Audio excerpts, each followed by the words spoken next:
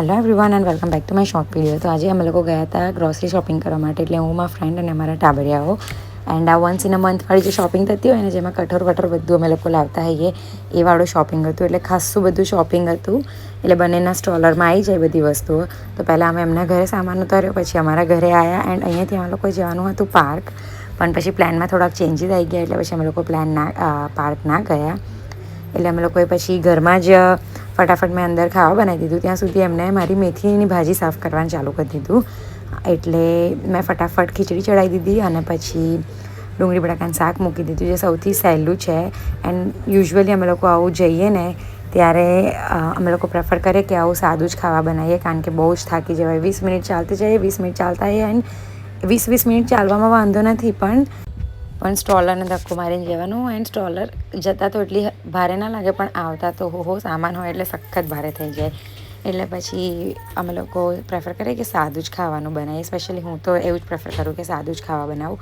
And અમારો plan જોડે જ બનાવવાનો હતો, પણ પછી મારા ફ્રેન્ડના પ્લાનમાં થોડું ચેન્જ થઈ ગયું, એટલે એમને રોટલી શાક બનાવ્યા એન્ડ મેં પછી ચોખાને દાળ ધોઈ કાઢી હતી. એટલે પછી મેં ખીચડી અને બટાકાનું ડુંગળીનું શાક કરી દીધું.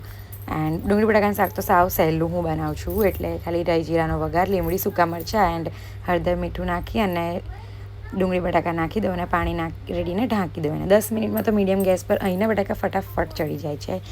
અને ત્યાં સુધી મારા ફ્રેન્ડ જે મેથી સાફ કરતા હતા એમને મેં જઈને થોડી હેલ્પ કરી, બિકોઝ એકચ્યુઅલીમાં હતી તો મારી જ મેથી, પણ એ બેઠા બેઠા આપણને એવું થાય ને કે બેઠા બેઠા કામ કરીએ, એવું આમ બેઠા બેઠા હાથને ખંજવાળ આવે.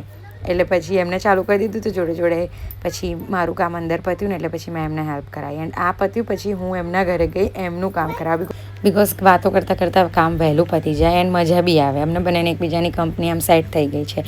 એટલે પછી પહેલાં એમનું શાક મૂક્યું અને પછી રોટલી કરતા હતા, અને જોડે જોડે મેં ધાણાને એવું સાફ કરવા માંડી.